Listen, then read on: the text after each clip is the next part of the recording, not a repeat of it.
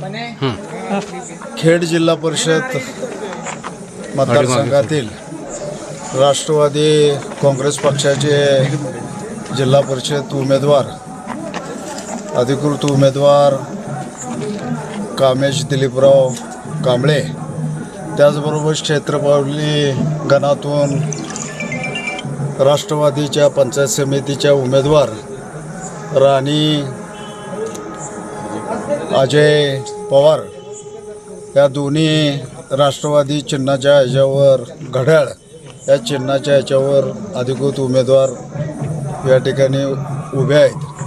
हे होत असताना या ठिकाणी आम्ही समाजामध्ये जात असताना मागील कामाचा आढावा घेत असताना विकास कामावर जे आजपर्यंतचे या विभागाचे नेते शशिकांत शिंदे यांच्या नेतृत्वाखाली विकास कामाचा फार मोठा झंझावत या विभागामध्ये पहिल्यापासून केलेला आहे. प्रत्येक गावामध्ये कोट्यवधीची कामं या ठिकाणी करण्यात आलेली आहे आणि ह्याचा धागा पकडून शनी त्याचबरोबर आपले महाराष्ट्र राज्याचे जे पुनर्वसन व मदत केंद्राचे मंत्री मकरंद आबा पाटील यांनी त्याच पद्धतीने मंत्री झाल्यानंतर जो राष्ट्रवादी पक्षातून जे कार्यकर्त्याला बळ देण्याचं काम केलं त्या माध्यमातून आज दोन्ही या नेत्यांनी राष्ट्रवादी काँग्रेस पक्षाची उमेदवारी कामेश कांबळे आणि राणी पवार यांना दिलेली आहे.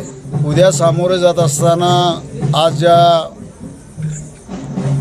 विरोधी जे उमेदवार आहेत त्या उमेदवारांनी मागच्या गेल्या 5 वर्षांमध्ये 10 वर्षांमध्ये 2 टर्म या विभागामध्ये काढलेले असताना अद्यापही कधीही जिल्हा परिषदच्या ह्या 5 वर्षांमध्ये कोणत्याही गावामध्ये संपर्क न साधता त्यांनी कोणत्याही पद्धतीचा संपर्क न करता आता इलेक्शनच्या तोंडावरची उमेदवारी घेतलेली आहे.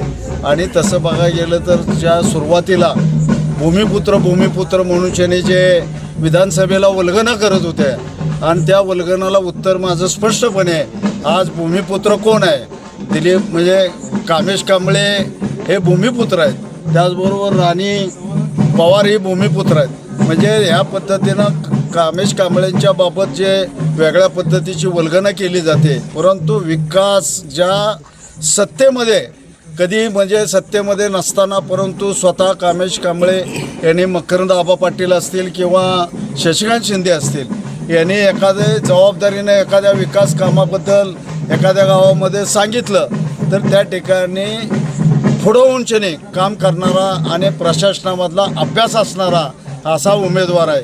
तरी माझी आपली सर्वांना विनंती आहे की आपण राष्ट्रवादी काँग्रेस पक्षाचे जे अधिकृत उमेदवार आहेत जे कामेश कांबळे आणि पंचायत समितीच्या राणी पवार यांना बहुमतानं निवडून द्यावं अशी मी आपल्याला सर्वांना कळकळीची विनंती करत आहे. अध्यक्ष, तुम्ही निवडणुकीला 1992 सालापासून या विभागाचं मी नेतृत्व करतोय.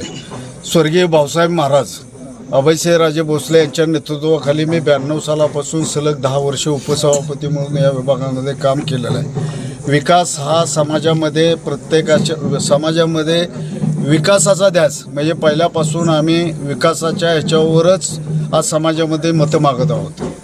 नेमकं तुम्ही काय विकास घडवणार आहात पुढच्या भविष्यामध्ये समाजामध्ये तरुण जी पिढी आहे या तरुण पिढीसाठी त्यांना रोजगार उपलब्ध करून देणं आणि रोजगार उपलब्ध करून देत असताना गावातल्या ज्या विकास कामाच्या ज्या गरजेच्या बाबी आहेत त्या प्राधान्यानं कामेश कांबळेच्या माध्यमातून आणि राणी पवारांच्या माध्यमातून सोडवण्याचं त्या पाठीमागं आम्ही खंबीरपणे शिंदेसाहेब आहेत, शशिकांत शिंदेसाहेब आहे, मी आहे, यांना मार्गदर्शन देऊन शनी त्या पद्धतीनं नवीन ज्या शासनाच्या काही योजना असतील, शेतकऱ्याबद्दलच्या योजना असतील किंवा गावातील महिलांच्याबद्दलच्या योजना असतील त्या तळागाळापर्यंत पोहोचवण्याचा सातत्यानं या दोघांच्या माध्यमातून प्रयत्न राहील. त्याचबरोबर आणि राज्य पातळीवरच्या ज्या काही योजना असतील ते मकरंद आबाच्या माध्यमातून विकास कामं जे मोठे बजेटमधली कामं आहेत ते आबाच्या माध्यमातून आम्ही सोडवण्याचा सातत्यानं प्रयत्न करू.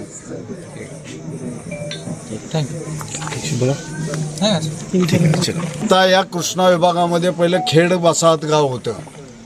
नंतरच्या काळामध्ये भाऊसाहेब महाराजांनी या ठिकाणी प्रतापसिंह नगर ज्या पद्धतीनं पहिले एस टी स्टँडच्या पाठीमागं तिथं वसाहत होती, परंतु त्यांचं पुनर्वसन हे अभयसिंहराजे भोसले यांनी कुठं केलं?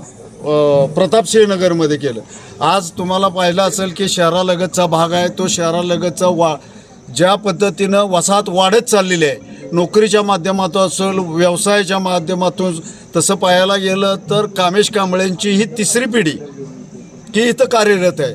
हे पिंगळीवरून आलेलं नाही, व्यवसायाच्या माध्यमातून, आणि हे स्थानिक बरेच वर्ष या ठिकाणी कामाच्या निमित्तानं या ठिकाणी विकासनगरमध्ये स्वतःचं घर बांधून शेणी या ठिकाणी तिथं स्थानिक झालेले आहेत.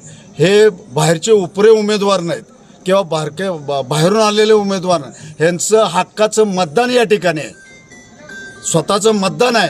पुढच्या उमेदवाराचं मतदानाचा आपल्याला काय परिचय नसेल, त्यांचं मतदान नक्की कुठं आहे हे तुम्ही पहिल्यांदा तपासावं. आणि या ठिकाणी हे मूळ हे भूमिपुत्र म्हणून शेनी त्यांना म्हणायला काय हरकत नाही, हे भूमिपुत्रच आहेत. भूमिपुत्र आहे म्हणून शेनी जे मागच्या वेळेस समाजाने केलेली चुकी आहे ती समाजाने केलेली चुकी परत ह्यावेळेस करू नये. जे आलेलं जे हे आहे म्हणजे जे कोंडव्यावरून आलेले जे उमेदवार आहेत त्यांना परत समाजानं पाठवावं, परत त्यांच्या गावाला पाठवावं.